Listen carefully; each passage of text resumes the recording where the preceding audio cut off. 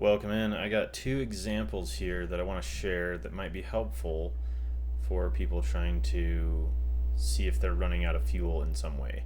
The first example here is running out of fuel pump. This is kind of what I have seen on a couple different cars. Finally got it as an example, as a data log from a friend, and I think this is a really good way to show you. So basically, there's a very aggressive drop off in AFR when you run out of fuel pump. You can usually just feel it kind of fuel cut. This can also be if you have a leak in your fuel system, like I've seen this where the tank is leaking internally. There's like a hose between the pump and the pump hat that's leaking, or you lose fuel pressure from some other bypass or something internal in the pump that's gone bad. So let's jump into it. So basically right here you can see the boost pressure. As the boost comes on, AFR seems somewhat steady around 12, and then kind of just depends on what point at the particular engine and how much power it's making and how much fuel the pump that's compromised can flow. Whatever that point is where it just can't keep up anymore, you can just see this huge steep drop. So boost is roughly the same, and then boost actually drops off because it's starting to go lean. It can't produce as much energy to run the turbine, and you can see it just goes up to 18, 19, 20, and at that point you can't even feel power really anymore. It just cuts, and then you can see lifting off the throttle right there. But that is pretty much what it looks like in a data log. You'll just see this sharp rise in AFR. It's pretty indicative of it.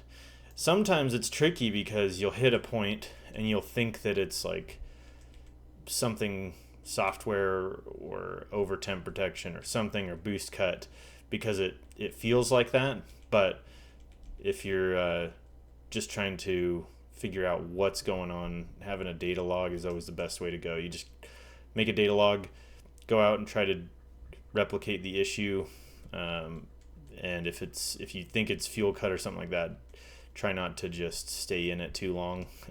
Just get a little bit of data, lift, turn the boost down, try it again.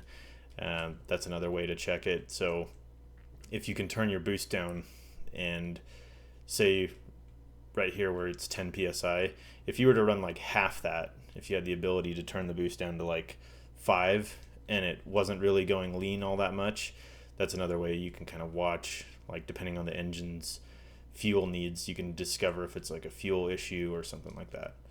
So zoom in on this, pause it if you want to look in a little bit further.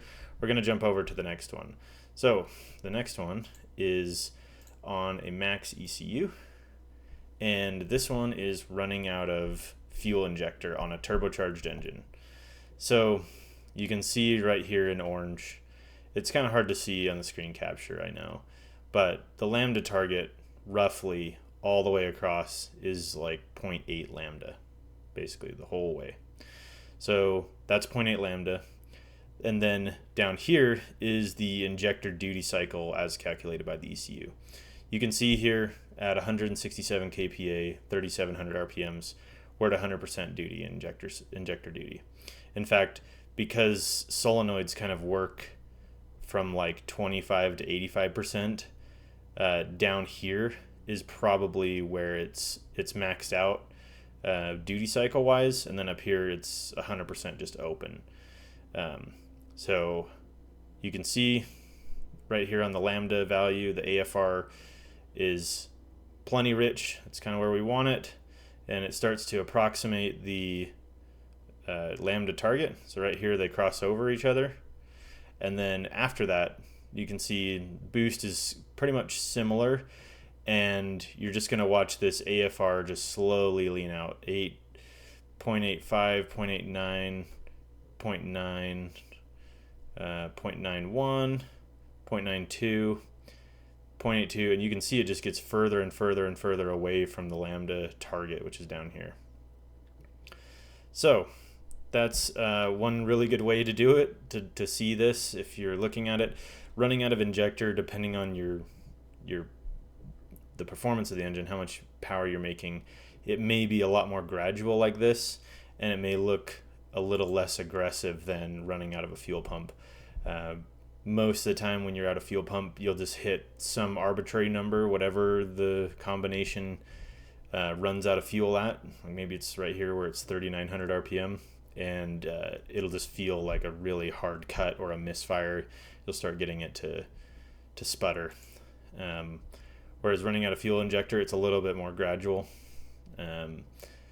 But you can also use your calculated fuel duty value. So pretty much every ECU has this, where they calculate the duty cycle of the injector based on the size and how long it's open. You can see up here it's pretty much like 200%. So it's just calculating as the need of fuel goes up. You basically need like double the amount of injector that you would need down here at 100%, where it's up here at 200. So anyway, hopefully you guys enjoyed that. If you like this kind of content, feel free to send some comments and like and subscribe.